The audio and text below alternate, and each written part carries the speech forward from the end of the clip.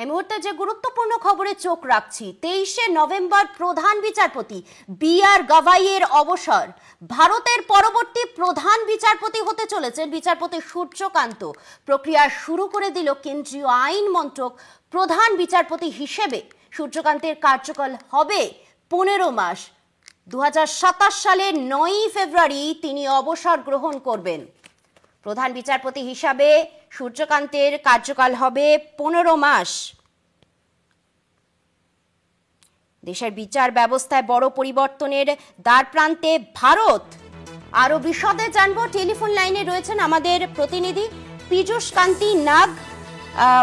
বিচারপতি সূর্যকান্তের নিয়োগ প্রক্রিয়া ঠিক কতটা এগিয়েছে? ভারতবর্ষের প্রধান বিচারপতি বি.আর. গাভাইয়ের 23শে নভেম্বর অবসর গ্রহণের দিন। এরপরে ভারতবর্ষের প্রধান বিচারপতি হতে চলেছেন বিচারপতি সূর্যকান্ত, এবং সিনিয়রিটির দিক থেকে বিচারপতি সূর্যকান্ত 15 মাস ভারতবর্ষের প্রধান বিচারপতি হিসাবে থাকবেন। 2027 সালের ফেব্রুয়ারি মাসে তার অবসর গ্রহণ। ফলে ইতিমধ্যে যেহেতু 23শে নভেম্বর এবং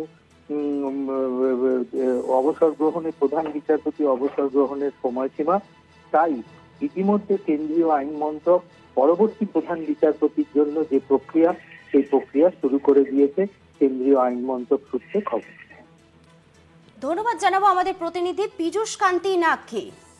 আপনাদের আরো একবার জানিয়ে রাখি, দেশের বিচার ব্যবস্থায় বড় পরিবর্তনের দ্বারপ্রান্তে ভারত। আসন্ন 23শে নভেম্বর অবসর নিচ্ছেন প্রধান বিচারপতি বি.আর. গাভাই। ইতিমধ্যেই নতুন প্রধান বিচারপতি নির্বাচনের প্রক্রিয়া শুরু করেছে কেন্দ্রীয় আইন মন্ত্রক।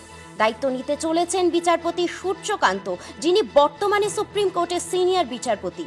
তার মেয়াদ থাকবে প্রায় 15 মাস, অর্থাৎ 2027 সালের 9ই ফেব্রুয়ারি পর্যন্ত থাকবেন তিনি দেশের প্রধান বিচারপতির পদে। ন্যায়ের মন্দিরের নেতৃত্বে আসতে চলেছে নতুন অধ্যায়। ভারতের পরবর্তী প্রধান বিচারপতি হতে চলেছেন বিচারপতি সূর্যকান্ত। তার সময়কাল শেষ হবে, তার সময়কাল থাকবে 15 মাস।